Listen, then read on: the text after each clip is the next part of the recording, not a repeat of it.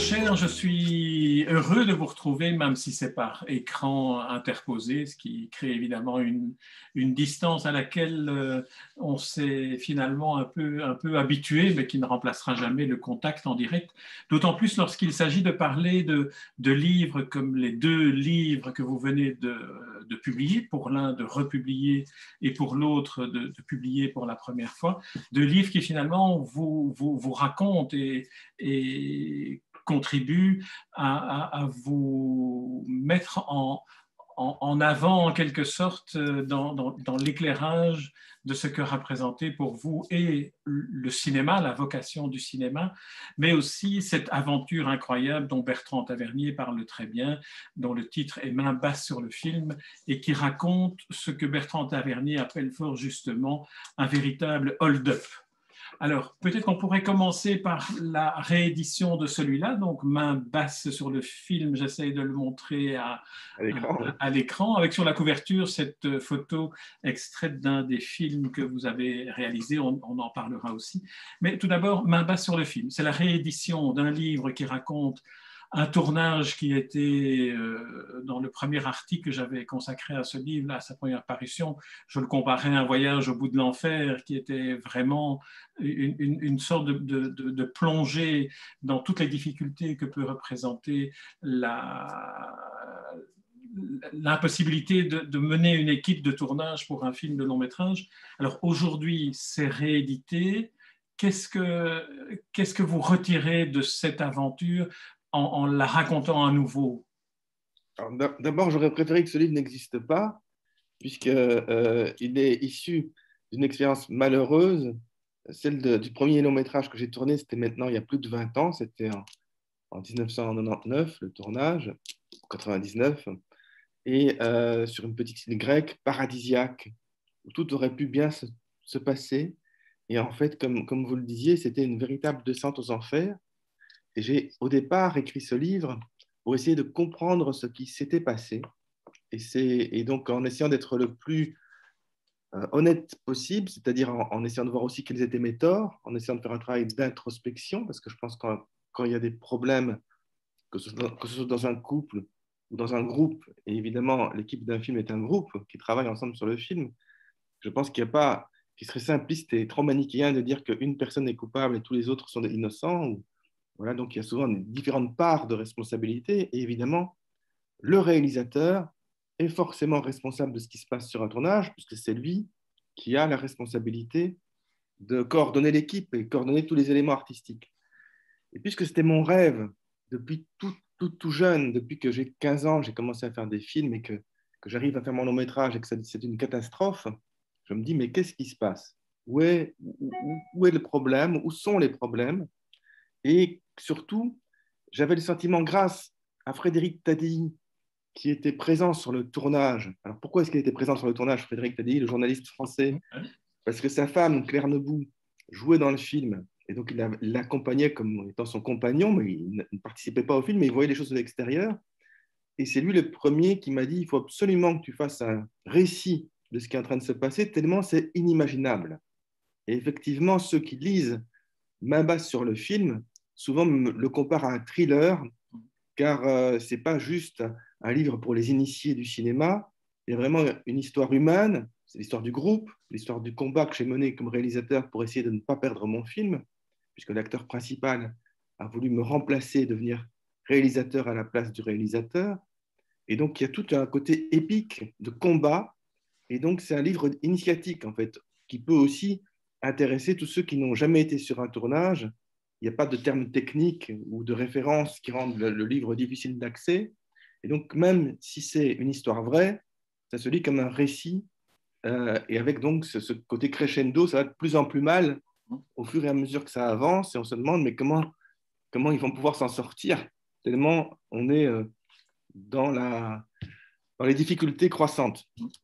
Et donc, je me suis rendu compte, grâce à ce livre, parce qu'il y a plein de cinéastes du coup qui l'ont lu, Bertrand Tavernier d'abord, évidemment, puisqu'il en écrit la préface, mais il y avait d'autres cinéastes, comme André Delvaux, par exemple, en Belgique, ou des cinéastes en France, qui ont commencé à me parler du livre.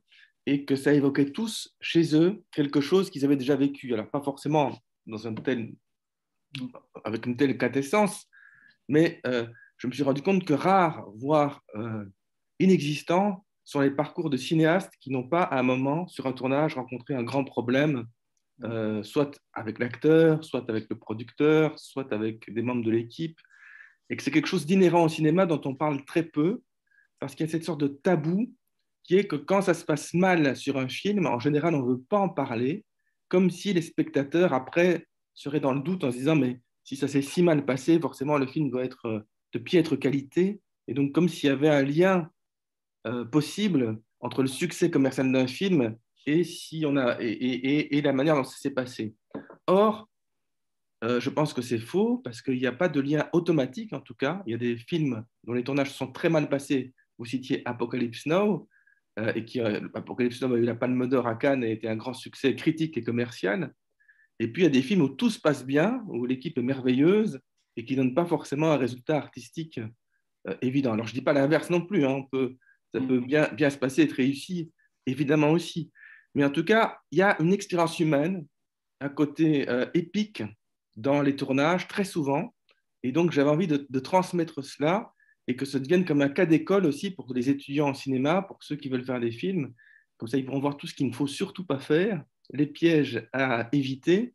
Et donc, voilà, c'est devenu un livre qui a eu sa petite notoriété à l'époque où il est sorti. C'est grâce à ça qu'on s'était rencontrés à l'époque pour en parler. Et il était épuisé depuis très longtemps. Et donc, j'avais envie de le rééditer.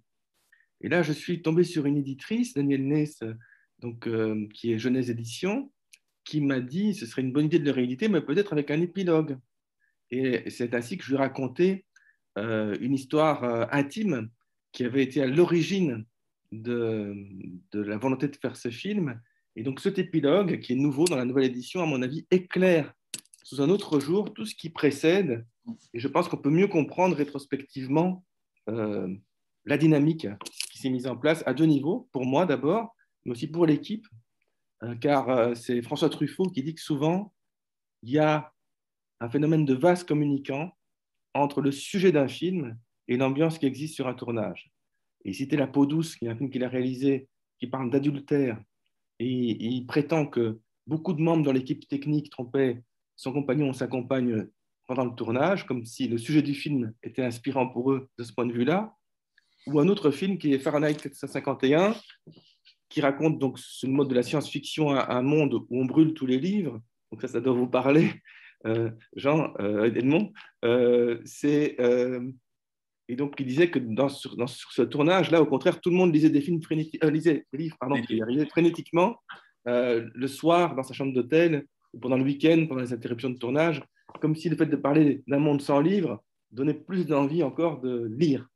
Et Alors, donc, on va revenir, si vous voulez bien, sur quelques-uns des points que vous avez évoqués. Avant d'en arriver à l'épilogue, j'aimerais évoquer ce qu'est le statut de ce livre, Main basse sur le film maintenant. En le lisant, j'ai eu l'impression non seulement de lire un récit la première fois, mais aussi de lire presque un roman, parce qu'on pourrait imaginer que de ce livre-ci, Main basse sur le film, on pourrait faire le scénario d'un autre film de long métrage qui serait l'histoire un film maudit en quelque sorte, un peu à la Terry Gilliam ou un peu à Orson Welles qui n'a jamais réussi à terminer son Don Quichotte ou son Macbeth. Il y a comme ça des films qui ne parviennent pas à se faire, mais dont l'histoire de la malédiction finalement devient une histoire.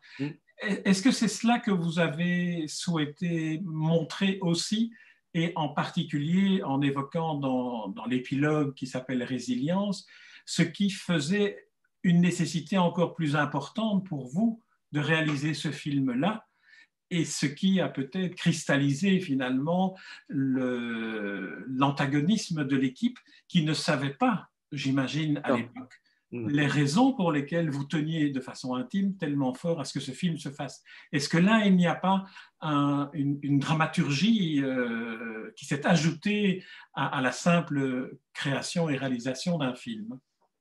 alors oui, absolument. D'ailleurs, après avoir écrit, donc, après que la première édition de Ma base sur le film ait été publiée, il y a plusieurs personnes, des journalistes en particulier, qui m'ont dit il faut en faire un film. C'est un sujet de film. Et c'est même quelque chose qui revenait de manière récurrente dans les personnes qui lisaient le livre.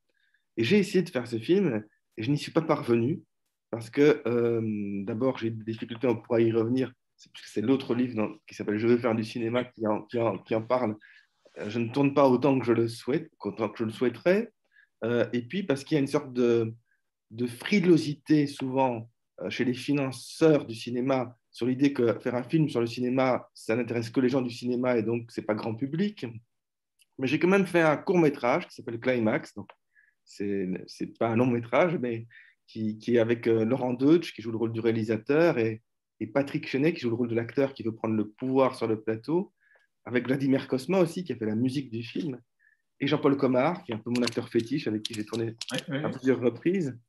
Et donc, j'espérais qu'avec ce court-métrage, ce soit un peu comme une carte de visite pour convaincre, et je ne suis pas parvenu. Alors, d'un côté, je ne perds pas espoir, la vie n'est pas finie, mais d'un autre côté, j'ai aussi envie de tourner la page parce que, voilà, là, c'est de la réédition, ça fait 20 ans que cette histoire s'est produite, donc à ce moment, il faut passer à autre chose.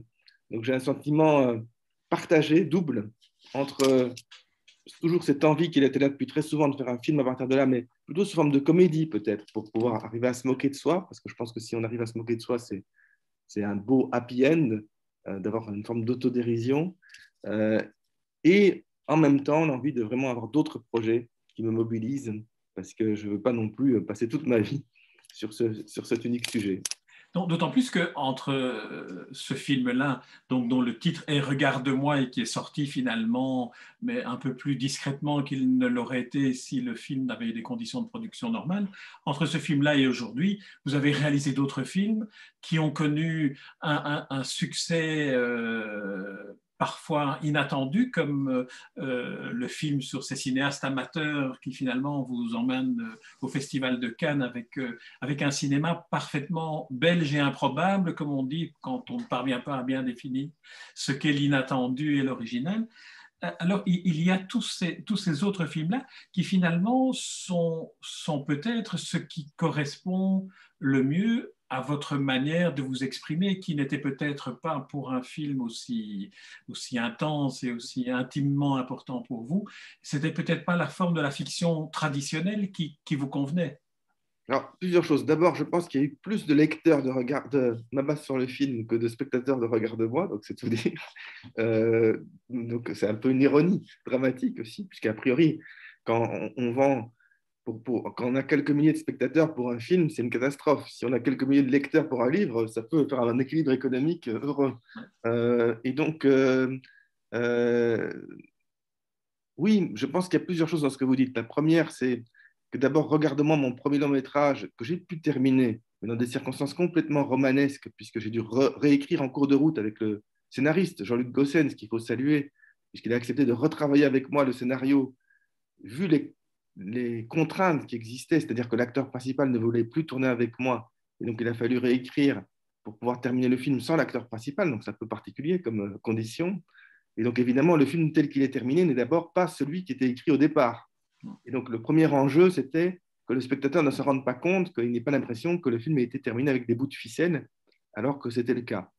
Mais au-delà de cet aspect sur la manière dont le film s'est fait, je pense que rares sont les cinéastes qui trouvent, dès le premier long métrage, la quintessence de leur manière de travailler, l'aboutissement de leur univers, et que donc là, on est dans un vrai paradoxe, un vrai gâchis dont je parle dans l'autre livre, Je veux faire du cinéma, qui est que quand on voit les frères Dardenne, c'est un bon exemple, euh, leurs deux premiers longs métrages sont des échecs. Et donc je le dis d'un point de vue objectif et factuel, puisque c'est qu'est-ce qu'un échec ou un succès? On a d'un côté la critique et les festivals, et de l'autre côté le nombre de spectateurs.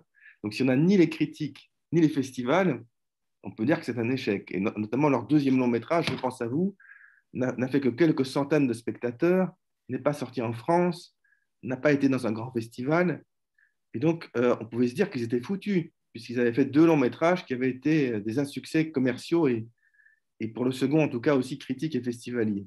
Le premier étant Falche, d'après Le René premier Caillier. Falch a des vraies qualités, Voilà. des vraies qualités qui était plus original en quelque sorte que le deuxième film des frères Dardenne, qui sont entrés justement, et je reviens à la question que je vous posais, un peu dans le moule d'un cinéma traditionnel, d'un récit filmé à la manière traditionnelle, qui est un peu ce que vous avez fait avec Regarde-moi, et dont vous êtes échappé par la suite en étant peut-être tellement plus inventif que vous avez réussi à obtenir les succès que vous n'avez pas obtenus pour le Regarde-moi.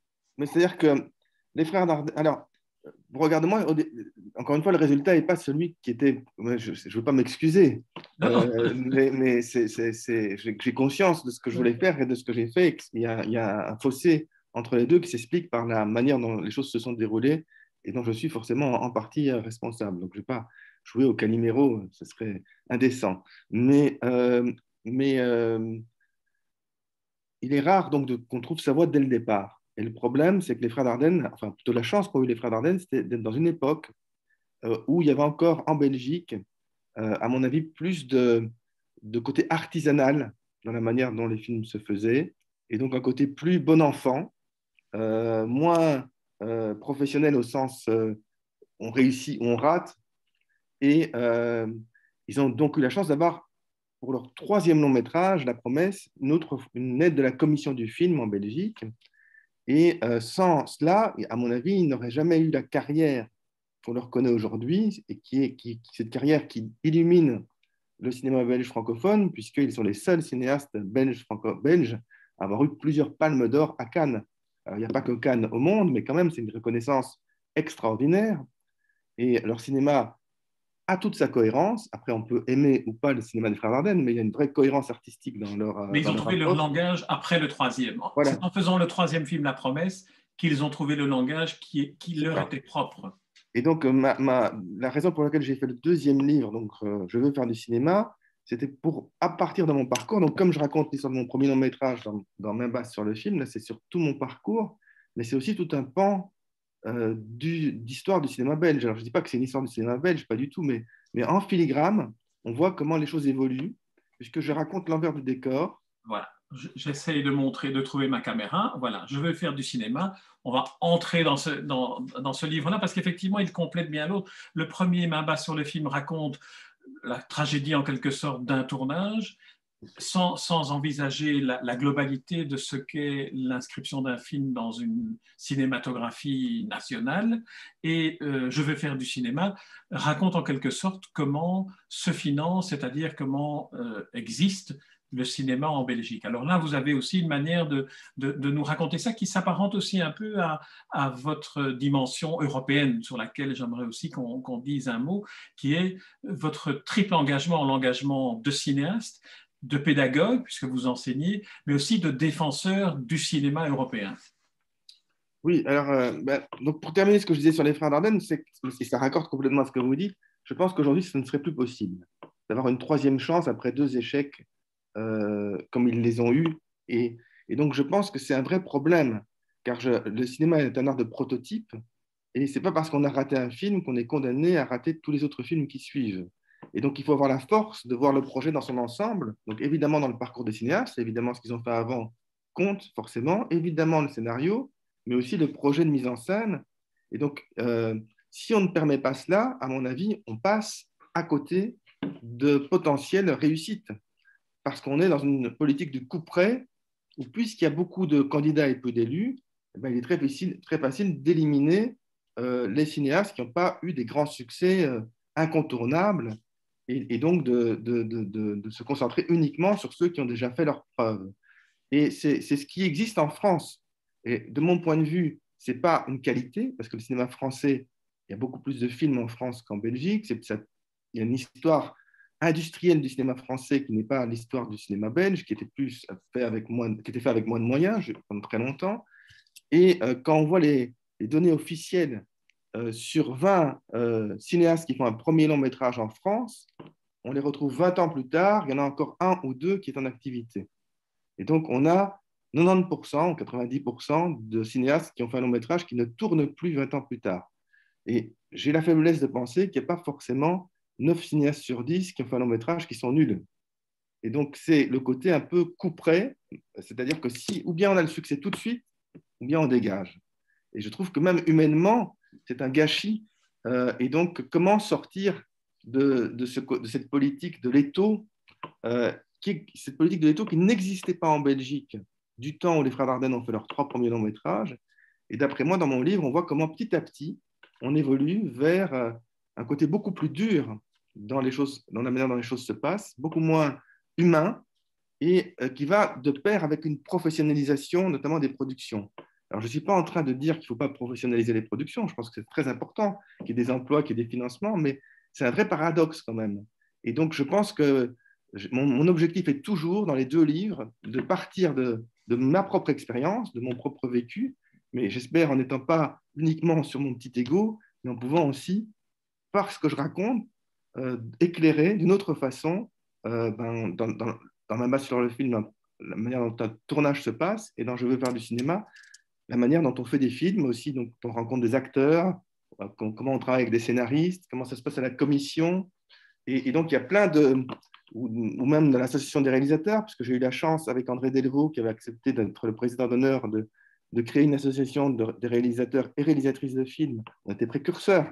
Déjà, on pensait qu'il fallait plus de place pour les femmes cinéastes. C'était au début des années 2000.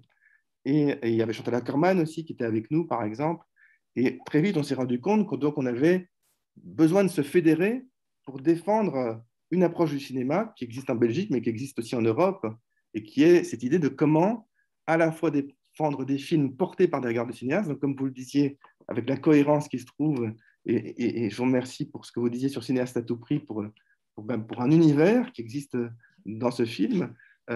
Et Dans donc, ce film-là et dans d'autres films que vous avez réalisés par la suite, où on trouve cette combinaison que finalement on aurait peut-être pu trouver la chambrée maintenant sur les frères Dardenne dont vous avez parlé. On peut trouver peut-être chez vous, et vous l'évoquez, je ne sais plus dans lequel des 2 livres maintenant, cette propension chez vous à mêler le documentaire et la fiction, le regard du documentaire et la fiction, notamment en mêlant des personnages, des personnes dans des situations qui sont les leurs, pour en faire des personnages à travers votre regard. Et c'est peut-être là la manière dont vous êtes un cinéaste original dans un paysage effectivement de financement notamment qui ne correspond pas aux critères notamment des autorités qui sélectionnent les financements à donner dans le cinéma belge, que vous décrivez d'ailleurs avec à la fois beaucoup de sincérité. On sent qu'on est à l'intérieur d'un système dont vous essayez de décrire les rouages pour essayer d'identifier ce qui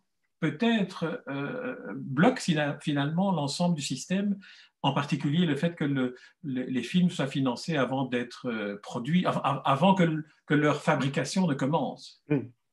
mais moi, j'ai toujours eu un rêve depuis l'enfance, d'abord comme spectateur, avant d'essayer de faire des films, d'un cinéma qui soit à la fois porté par des univers particuliers et qui puisse être grand public. Alors, tout dépend de ce qu'on appelle grand public, mais quand j'étais adolescent, pour moi, les grands cinéastes, c'était Bergman, c'était Fellini, et donc qui avaient des films qui n'étaient peut-être pas numéro 1 au box-office, mais qui étaient montrés partout en Europe et parfois aux États-Unis.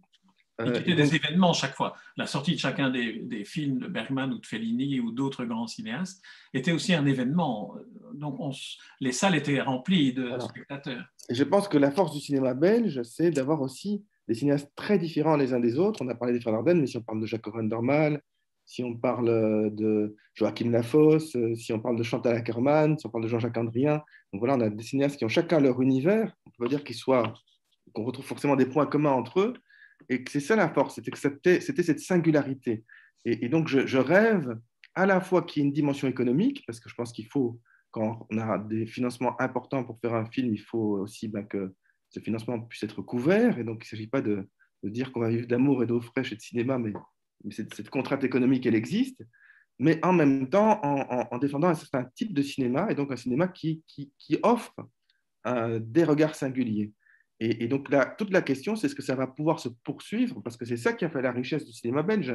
Pendant les années 90 et 2000, il y avait pratiquement chaque année un film en sélection à Cannes, et souvent avec un nouveau cinéaste. Par exemple, Benoît Mariage, par exemple, Fabrice Duels, par exemple, Bouli Lanner, enfin, je ne vais pas tous les citer. Et donc, Martine Doyen.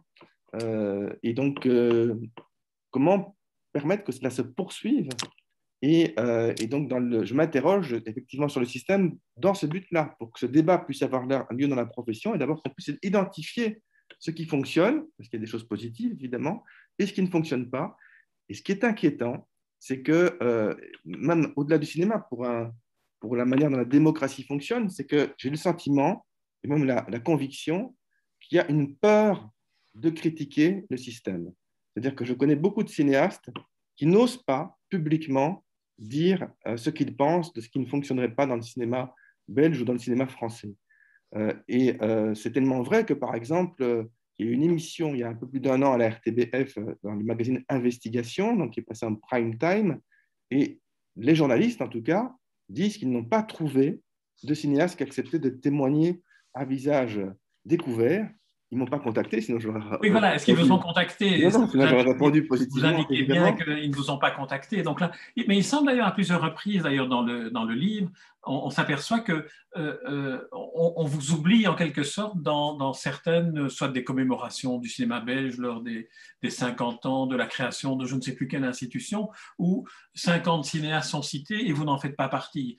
Lorsque des associations se créent, c'est un peu comme si non pas qu'on vous oubliez, mais qu'on vous considérait peut-être comme quelqu'un à part de la famille du cinéma à laquelle, d'une certaine manière, vous faites tout pour entrer, vous aspirez à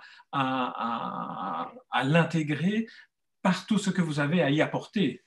Il ne faut pas sous-estimer le travers qu'on a tous, plus ou moins, qui est celui de la vanité. Si on fait des films, on a envie qu'ils soient reconnus.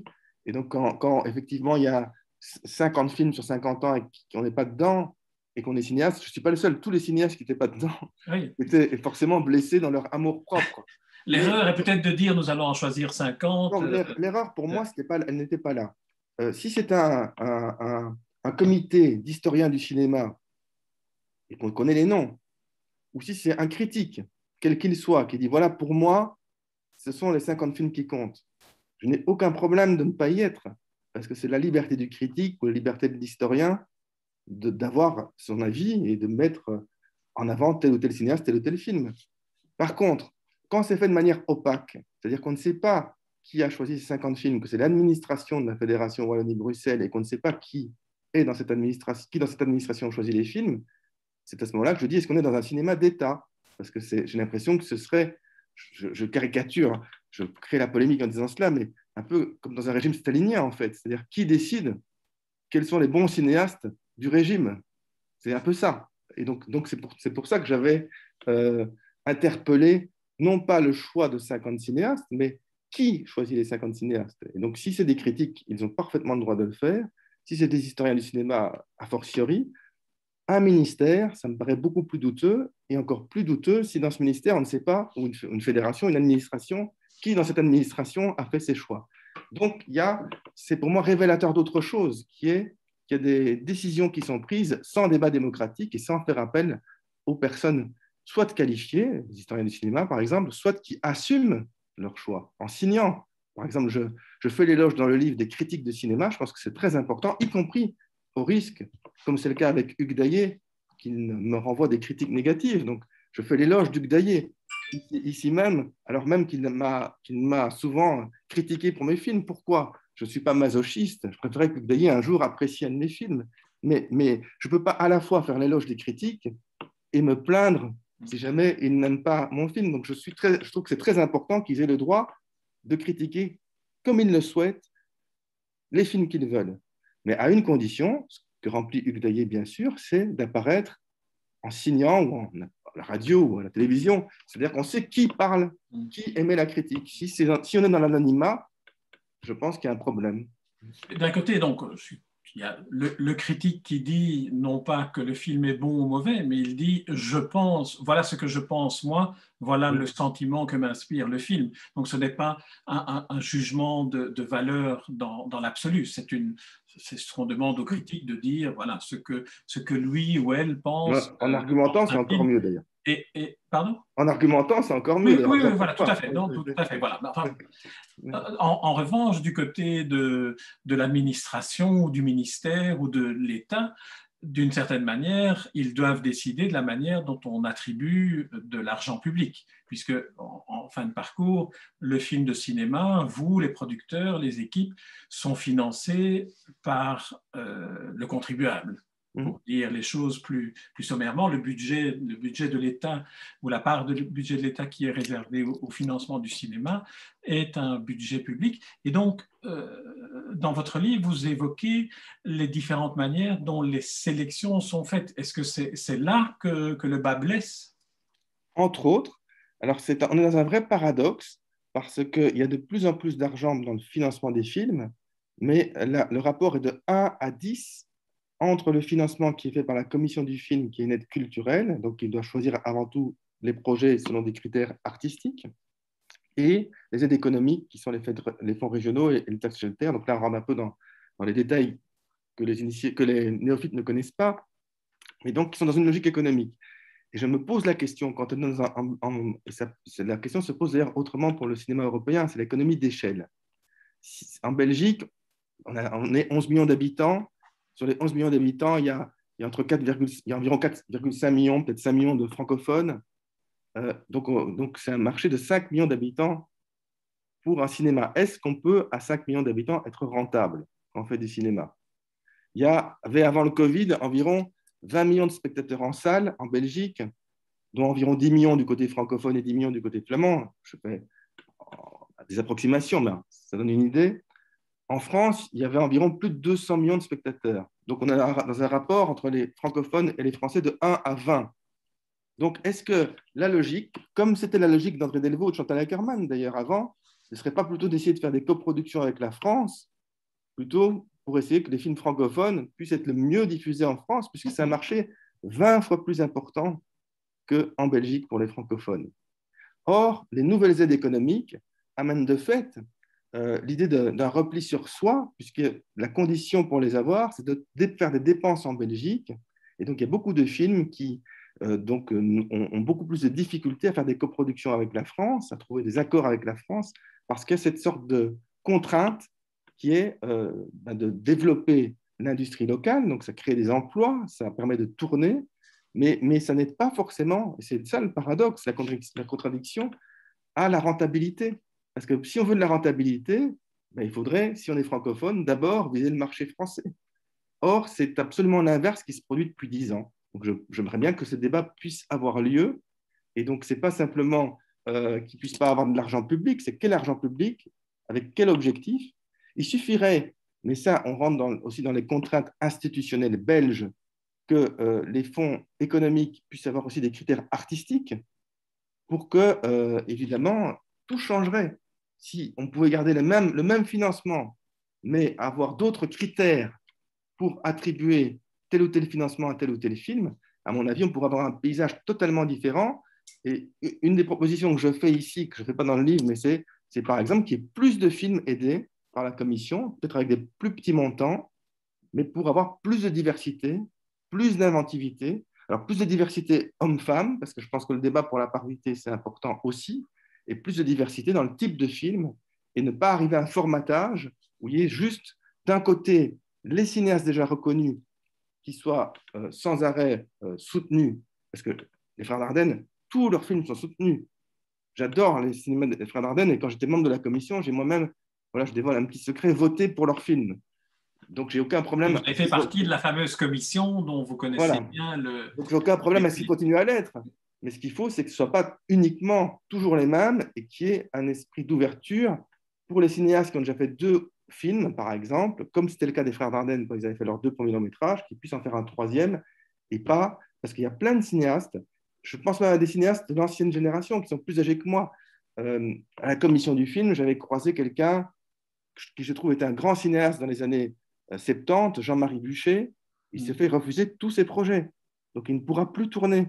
Et donc, je pourrais citer plein d'autres exemples de cinéastes qui ont fait leurs preuves, parce que Jean-Marie Buchet était un ami de Chantal Akerman, était reconnu par la critique, il n'arrive plus à tourner parce qu'il est systématiquement refusé par la commission du film. Pourquoi? Et donc, je pense qu'il y a un vrai problème à la fois humain et aussi de diversité dans le type de projet aidé et de diversité dans les producteurs aussi, parce que ça, c'est un autre problème démocratique. les statistiques démontrent que sur 10 ans de commission du film, 45% des aides ont été à 6 producteurs. Donc on peut se poser la question aussi de la diversité des producteurs pour qu'il y ait un vrai champ démocratique qui s'ouvre. Est-ce que les propositions telles que vous les présentez, si je comprends bien la dynamique économique, je ne suis pas un économiste, je ne suis pas un spécialiste de la gestion des fonds publics, mais est-ce qu'il n'y a pas une divergence entre les montants disponibles globalement, le nombre de projets intéressants et le fait qu'à un moment donné, il faut, plutôt que de saupoudrer un peu de financement sur beaucoup de projets qui n'auront pas l'assise suffisante pour se réaliser par manque à cause du saupoudrage, ou est-ce qu'il faut recalibrer les sélections, par exemple, en empêchant un réalisateur, enfin en excluant de l'éligibilité un réalisateur qui a déjà bénéficié à 2 ou 3 reprises, le nombre de soutiens est à déterminer, qui a déjà bénéficié à 2 ou 3 reprises d'un financement public pour que justement la fonction du financement public permette aussi de s'élargir à de nouveaux venus. Mais là, ça ne résout pas évidemment le problème. Mais je pense qu'il ne faut pas opposer ceux qui ont déjà réussi à ceux qui ont encore leurs preuves à faire. Je pense qu'il faut, quand je parle de diversité, ce n'est pas l'un ou l'autre, c'est l'un et l'autre. Et comment alors Mais dans une enveloppe qui n'est pas oui, extensive à l'infini. mais à une nuance près, c'est qu'il y a par exemple environ 10 millions d'euros à la commission du film de financement chaque année. Et il y a environ 200 millions d'euros chaque année par le tax shelter. Donc, peut-être que s'il y avait, par exemple, une règle qui changeait pour le tax shelter, pour dire qu'il y a, mais je sais que ça pose des questions européennes, pour favoriser davantage les réalisateurs belges, ou variante, pour que le tax shelter puisse être une promesse d'aide, je dis bien une promesse, sous réserve que tout le budget soit réuni, mais qu'il ne faille pas attendre d'avoir 80% du budget déjà financé pour pouvoir avoir accès au tax shelter, ça changerait tout. Parce que le problème qu'il y a en Belgique et qu'il n'y a pas dans d'autres pays, c'est qu'il n'y a pratiquement aucun cinéaste belge qui réussit à faire son film sans avoir l'aide de la commission du film. C'est le sésame. Et donc, s'il y avait d'autres guichets qui permettaient d'avoir des promesses sous réserve de respect, par exemple, d'avoir un budget qui après va se compléter, se financer, à mon avis, ça changerait toute la perspective sans avoir 1 euro en plus de financement. Car qu'est-ce qui est difficile quand on produit un film? C'est d'avoir le premier financement qui va être un levier, qui va convaincre d'autres guichets financiers et permettre une dynamique vertueuse pour réunir différents partenaires qui vont participer au financement du film. Et là, en Belgique francophone, c'est la commission du film qui est ce seul guichet à permettre cela. Et c'est ça qui, je pense aussi, qui d'un point de vue démocratique pose problème, car quand bien même, je ne pense pas que ce soit le cas, mais le mode de fonctionnement de la commission serait parfait, je ne pense pas que ce soit idéal d'avoir un seul guichet qui ait le droit de vie ou de mort sur les films. Il est beaucoup plus simple qu'il y ait différents types de financement. Et donc, puisque les aides économiques existent, mettons-la à profit pour davantage soutenir les initiatives belges, éventuellement sous réserve qu'après les productions se montent, mais pas d'attendre d'avoir déjà 80% du financement trouvé ailleurs, parce que concrètement, ça aboutit à quoi, cela? Eh bien, c'est qu'il y a plein de films avec des producteurs d'origine étrangère qui ont commencé à être investis, des initiatives faites en France ou dans d'autres pays, qui ont trouvé 80% du financement en France et qui viennent tourner en Belgique pour trouver les 20% de financement restant avec le tax shelter, ce que ne peut pas faire un producteur belge, puisque lui, il ne va pas pouvoir trouver les 80% ailleurs. Donc, on a un effet pervers, à mon avis, qui mériterait au moins qu'on s'y penche et qu'on réfléchisse pour trouver une dynamique vertueuse, non pas d'opposer les réalisateurs les plus primés à ceux qui le sont moins, mais pour permettre une plus grande diversité. Et il y a une autre réflexion aussi à faire, c'était le cas d'un cinéaste à tout prix, c'est que je pense que tous les films ne le permettent pas, mais que certains films peuvent se faire avec moins de moyens, avec moins d'argent, sans du tout nuire à la qualité. Et donc, il y a aussi, surtout après la période Covid, à mon avis, une autre manière économique de penser le cinéma pour faire autrement les films, avec de plus petits moyens, mais avec une liberté de création accrue. Parce que moins il y aura de moyens, plus il faut qu'en contrepoint, il y ait de la création et une inventivité qui soit au rendez-vous. Alors, vous évoquiez Cinéaste à tout prix, dont on voit la photo d'une des séquences sur votre livre, Main basse sur le film. C'est un film réalisé par vous, avec beaucoup moins de moyens, qui finalement, effectivement, a stimulé la créativité. Il y a aussi un autre film qui finalement devient une sorte d'exemple à contrario de la nécessité ou pas d'avoir une commission du film, qui est ce film réalisé et produit et distribué et diffusé entièrement sans que la commission du film n'intervienne, dont l'émission Investigation d'ailleurs a fait le portrait dans cette émission sur le cinéma belge francophone, qui est Marby, star de Couillu. Qui est un film qui finalement est tellement atypique, c'est un long métrage avec comédien, avec une histoire, avec un public lorsqu'il est sorti en salle, et au fur et à mesure de sa production, on se rend compte que la commission du film et aucune des aides n'avait été ni nécessaire ni accordée lorsqu'elle était sollicitée. C'est difficile de répondre à ça. Moi-même, j'en suis là, en fait. C'est-à-dire que je me pose la question si je ne vais pas devoir vendre ma maison, je le dis dans le livre, oui, c'est ça, oui. Alors, oui, ça, c'est un une nouveau autre film. dimension. Vous êtes prêt à tout pour faire Oui. votre film. Je veux faire du cinéma à tout prix.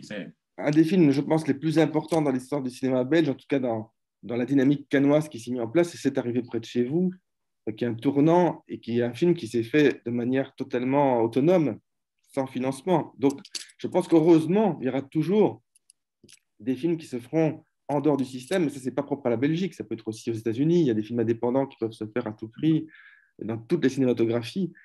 Évidemment, c'est une piste, mais en même temps, je peux vendre peut-être ma maison que j'ai économisé 20 ans à avoir pour faire un film, mais je ne pourrais pas le faire. Je n'ai pas de richesse personnelle suffisamment forte pour pouvoir le faire toujours. Dans l'exemple que vous citiez, avec donc, toute l'équipe du film qui s'est fait autour de Charleroi, je ne sais pas comment ils vont trouver des moyens pour faire un nouveau film derrière. Donc, à partir du moment où il y a des Le financements financement publics, qu'ils ont utilisé est un système qui oui, s'apparente au au crowdfunding avec crowdfunding. des microfinancements de ceux qui vont Oui, devenir en quelque sorte actionnaires du film et qui sont c'est le public vrai. Mais d'avenir. je pense que eux, comme les réalisateurs de C'est arrivé près de chez vous, ont fait tourner les équipes gratuitement. Les acteurs n'ont pas été payés. Je parle sans être certain de ce que je dis par rapport à ce film, mais c'est le plus probable. Donc, c'est quand on dit autoproduire, souvent, c'est aussi en faisant travailler tout le monde, soit gratuitement, soit au-dessus du salaire auquel chaque technicien et chaque acteur peut légitimement avoir droit. Et donc, je pense qu'il n'est pas que c'est formidable que ce type d'initiative, quand elles sont spontanées, peut-être moi-même, je vais le faire, puisse exister, qu'on ne les interdise pas, évidemment, mais ce n'est pas non plus la réponse. On ne peut pas dire que ce soit la réponse, parce que la réponse, c'est de gagner sa vie en faisant des films.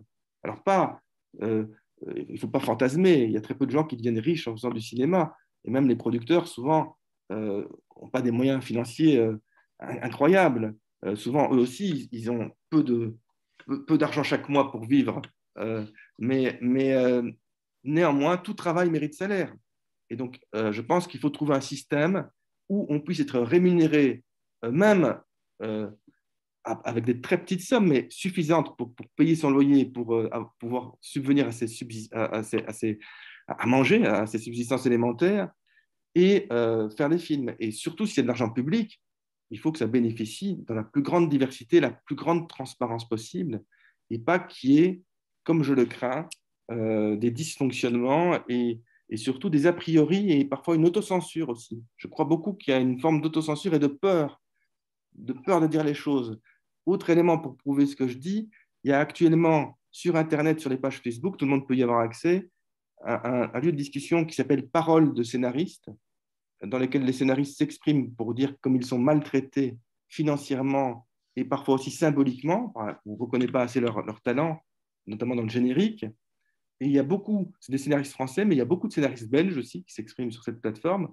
Mais j'ai un problème. Je trouve ça très sain qu'il y ait cette libre expression, sauf qu'elle est anonyme. Et ils disent eux-mêmes qu'ils ne peuvent pas signer parce que sinon ils ont peur des représailles. Et ça, encore une fois, ça me pose question sur la manière démocratique dont les choses fonctionnent. Parce que je pense que dans une démocratie, on peut s'exprimer, être en désaccord, et qu'il ne faut pas, parce qu'on est en désaccord, avoir de sanctions et ne plus pouvoir avoir accès à des financements. Or, c'est ce que craignent ces scénaristes, par exemple.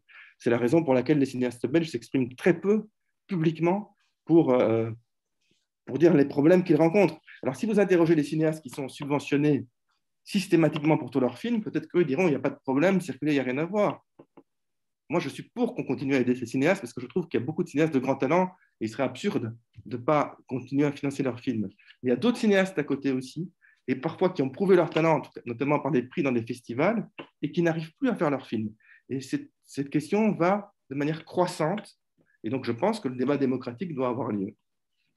Alors, j'imagine qu'un des objectifs de votre livre, Je veux faire du cinéma, petit manuel de survie dans le 7e art, peut-être que le sous-titre n'est pas tout à fait approprié, c'est peut-être plus un petit descriptif, ou un descriptif pas petit d'ailleurs, un descriptif de la manière dont fonctionnent les rouages de cette grande machine qu'on appelle le 7e art, mais qui se développe dans le cinéma, maintenant dans les séries, dans la production de documentaires, etc., qui est beaucoup plus large, je trouve, qu'un petit manuel de survie, qui est un Oui, et c'est un peu le côté autodérision que j'ai parfois dans le livre aussi, où je n'hésite pas, je l'espère, à me moquer de moi-même. Tout à fait, non, tout à fait. Et là, d'ailleurs, Bertrand Tavernier, dans le précédent livre Main basse sur le film, indique bien que vous avez ce courage aussi de vous regarder en face dans le miroir et de ne pas avoir peur de critiquer Frédéric Socher dans les erreurs ou les mauvaises appréciations qu'il a pu faire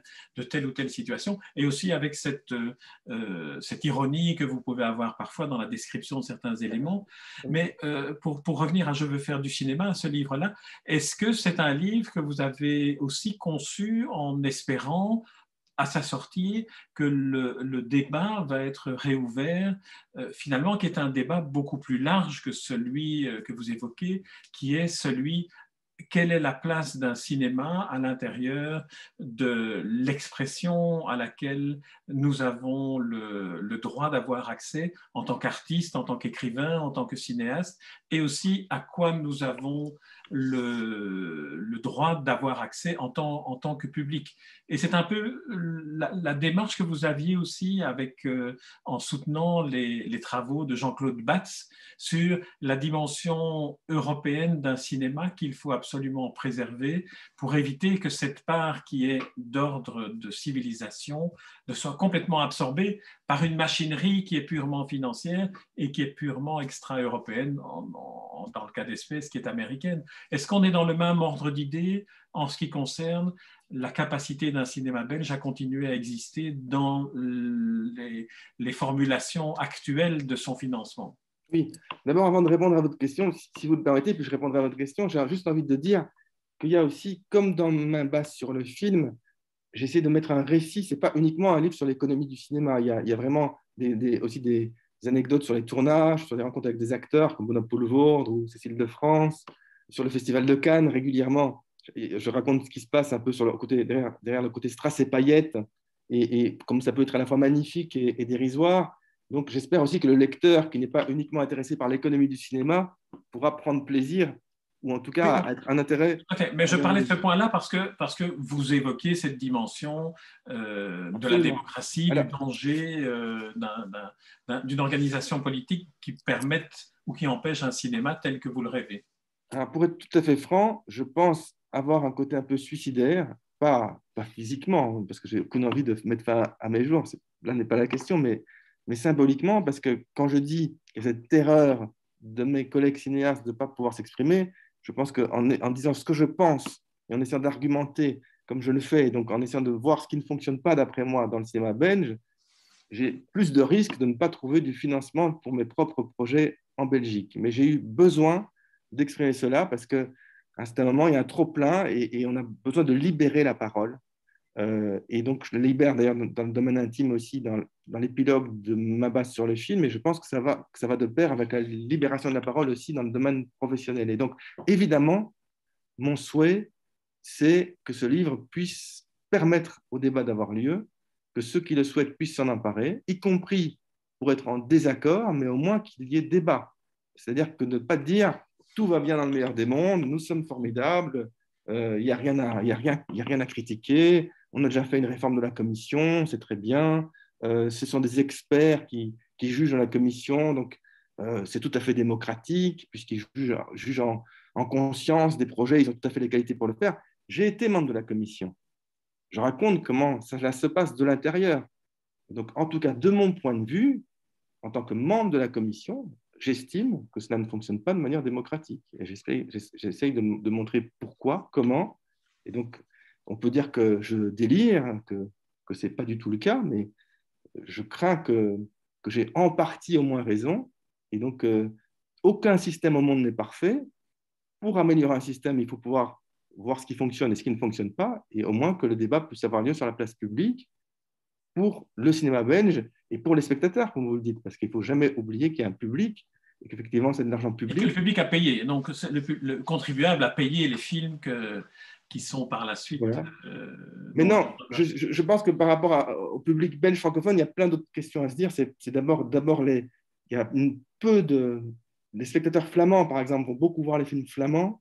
Il y a une vraie volonté lors de la revendication identitaire. Tandis que du côté francophone, il y a beaucoup moins cette tendance à aller spontanément vers les artistes de la Fédération Wallonie-Bruxelles. Et donc, il y a tout un travail qui dépasse le cinéma. Ce n'est pas uniquement le cinéma qui pose question, c'est un problème encore plus en profondeur. Mais je pense qu'à la fois, mon rêve, c'est qu'il y ait des cinéastes comme Fabrice Duels, par exemple, qui fait des films de genre, qui puissent avoir un large public, comme les films de genre peuvent l'avoir, tout en étant des films de qualité artistique, et aussi des cinéastes comme Chantal Akerman, enfin les plus vivantes aujourd'hui, mais on voit le registre des films, qui puissent faire des films radicaux, qui ne vont pas forcément rencontrer le grand public en salle en Belgique, mais qui vont être reconnus internationalement, qui vont circuler partout dans le monde. Et il ne faut pas oublier le côté ambassadeur du cinéma aussi. Si on est uniquement axé sur les chiffres belges, à mon avis, on perd la dimension internationale. Et donc, si on a un tout petit public en Belgique, mais qu'on a un tout petit public dans 30 autres pays, 30 fois un petit public, ça peut devenir quelque chose qui n'est plus marginal. Et donc, je pense que le cinéma d'auteur de qualité, comme c'est le cas, comme il a été développé par beaucoup de cinéastes en Belgique, par sa reconnaissance internationale, est une autre forme de rentabilité économique. Et donc, même le fait d'être, par exemple, rien que d'être sélectionné à Cannes, c'est une sorte de chambre d'écho extraordinaire pour un pays qui dépasse uniquement la rentabilité du box-office. Et donc, il faut bien évidemment un cinéma idéalement qui rencontre le plus large public, mais aussi un cinéma plus radical, plus difficile, et qui peut rencontrer la critique, les festivals. Et mon rêve de cinéma, c'est que les deux puissent coexister. Alors, revenons, si vous voulez bien, pour clôturer cet entretien qui est beaucoup plus long que ce que ce type de programmation permet ou dont il a l'habitude. Mais c'est tout à fait passionnant, comme d'ailleurs les deux livres qu'on lit vraiment comme... On les lit sans les lâcher, en fait, même effectivement sans être un professionnel du cinéma ou de la production cinéma. On les lit vraiment parce qu'on a un point de vue de l'intérieur. On a un témoignage qui est un témoignage sincère, qui est un témoignage inspiré aussi par un vécu qui est dévoilé de manière tout à fait spontanée, sincère. J'essaye de l'être en tout cas. Dans un objectif qui est d'ouvrir le débat. Et là, je pense que nous l'avons fait. J'espère que lorsque le livre sera en librairie la semaine prochaine, qu'il va susciter un débat et qu'il ne va pas être mis sous cloche pour que, bon, ça a été dit et maintenant on n'en parle plus, ce qui est la C'est d'abord arrivé avec l'émission, d'ailleurs, Investigation, puisque l'émission Investigation, c'était juste avant le premier confinement, donc il y a un peu plus d'un an. Oui. Je ne vois pas, alors qu'elle pointait du doigt des problèmes, rien n'a changé. Oui, disons que le confinement aussi n'a pas contribué, mais l'émission est toujours visible sur Ovio. Hein, donc, mais ma question était maintenant peut-être pour conclure peut-être cet entretien, qui peut être le premier d'une série que l'on pourrait développer, parce que la dimension européenne n'a pas été assez évoquée à mon goût, mais on y revient, on ne va pas en parler maintenant. Quels sont aujourd'hui Frédéric Socher, les projets immédiats que vous avez, les scénarios qui sont sur la table, les dossiers de production qui sont chez l'un ou l'autre producteur, parce que vous êtes quand même un des cinéastes qui a à son actif filmographique et bibliographique un nombre de productions qui est tout à fait régulière. Et donc, vous êtes finalement en permanence sur le terrain, à tourner, à écrire, à enseigner. Et donc, quels sont vos projets immédiats, à part le débat que vous allez susciter? J'aimerais bien faire un nouveau long métrage. Alors, ce sera sans doute, en tout cas, ce sera sans la commission du film, puisqu'il a été refusé. Et donc, j'ai un producteur en France, je travaille avec un scénariste. Je voudrais faire l'éloge du rapport entre scénariste et réalisateur. Il s'appelle Alain Lérac. Il a lui-même d'ailleurs écrit un livre sur le scénario, que je trouve passionnant. Vous avez aussi écrit un livre avec Luc Jabon, d'ailleurs, sur le le rapport scénario. scénariste, oui, absolument. Voilà. Et donc, c'est en cours. Je ne sais pas s'il va se faire ou pas, mais je sais que je ferai encore au moins un film. Donc, soit celui-là, je l'espère, produit en France, à défaut de l'être en Belgique, soit en vendant ma maison à un autre projet, mais en tout cas, je ne m'arrêterai pas de tourner si toutefois je suis en vie, ce que j'espère, encore quelques années, parce que je ne peux pas faire autrement, parce que c'est ma passion et que le cinéma, ce n'est pas juste un caprice, ce n'est pas superficiel, ça habite les cinéastes. Et voilà, donc je vais continuer à me battre pour essayer de faire un nouveau film. Très bien. Eh bien, Frédéric Schaucher, c'est en vous souhaitant d'y arriver dans les meilleures conditions et certainement en vous décourageant de cette intention de vendre votre maison parce que là c'est vraiment finalement fermer la clé du cinéma pour vous aussi. Donc, ce serait éminemment dommage pour ceux qui aiment vos films et dont je fais partie. Et donc, Frédéric Schaucher, en vous remerciant pour cet entretien et pour les deux livres, pardon, finalement, je confonds livre et film en parlant de vous. Main basse sur le film, qui est une réédition, et Je veux faire du cinéma, petit manuel de survie dans le 7e art, 2 livres parus dans Les Poches Belges, qui est une des collections des éditions Genèse, dirigée et créée par Daniel Nez. Merci Frédéric Schaucher. Merci beaucoup.